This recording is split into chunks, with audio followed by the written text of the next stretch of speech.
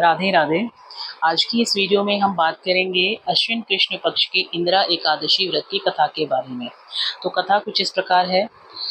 एक समय की बात है, महिष्मती नगरी में राजा इंद्रसेन राज्य करते थे। उनके माता पिता दिवंगत हो चुके थे। अकस्मात राजा को रात्रि में एक दिन स्वप्न आता है कि तुम्हारे माता पिता यमलोक में कष्ट भोग रहे हैं।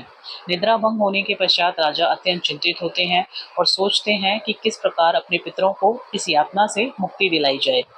इस विषय पर वे अपने मंत्रियों से भी परामर्श करते हैं, तो मंत्री उन्हें ब्राह्मण विद्वानों की सभा बुलाने की सलाह देते हैं। अगले दिन राजा ऐसा ही करते हैं और सभी ब्राह्मणों के समक्ष अपने स्वप्न की बात को बताते हैं। तो ब्राह्मण कहते हैं कि हे राजन, यदि आप सकुटुंब इंदिरा एकादशी का व्रत करें और उसे अपने पूर्वजों की मुक्ति के लिए निमित्त उसको अर्पित करें, तो इससे आपके पितरों को मुक्ति अवश्य ही मिलेगी। उस दिन आप भगवान शालिग्राम की पूजा करें, तुलसी पत्र आदि चढ़ाकर भगवान को भोग लगाएं, 11 ब्राह्मणों को भोजन कराकर उन्हें दक्षिणा दें और उनसे आशीर्वाद प्राप्त करें। इससे आपके माता पिता अवश्य ही यमलोक की यातना से मुक्त होकर वैकुंठ लोक को प्रस्थान करेंगे। और आप रात्रि में भगवान की मूर्ति के पास ही शयन करें। राजा ऐसा ही करते हैं।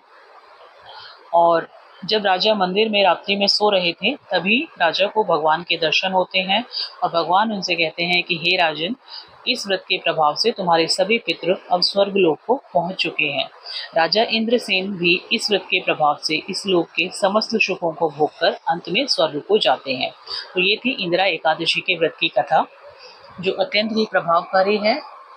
अब हम बात करते हैं कि यदि हमारे किसी पितृदेव का जो श्राद्ध है वह एकादशी के दिन पड़ता है, तो हमें उस श्राद्ध को किस प्रकार से मनाना चाहिए। तो देखिए, शास्त्रों में इसके लिए विधान कुछ इस प्रकार है कि जब किसी पितृ का श्राद्ध जो है वो एकादशी के दिन पड़े, तो आप एकादशी के दिन किसी ब्राह्मण को फलाहार कराएं और दक्षिणा दें। तत्पश्चात द्वादशी के दिन आप अन्न का दान करें और उसी ब्राह्मण को आप पुनः अन्न का भोजन कराएं और दक्षिणा देकर इस श्राद्ध को संपूर्ण करें। दूसरा विधान ये है कि आप एकादशी के दिन ब्राह्मण को फलाहार कराएं और उनको सूखा अन्न और दक्षिणा देकर इसको श्राद्ध को संपन्न करें। तो इस प्रकार से आप, यदि एकादशी के दिन आपकी किसी पितृ का श्राद्ध पड़ता है, तो आप इस प्रकार से उसको संपूर्ण कर सकते हैं। राधे राधे।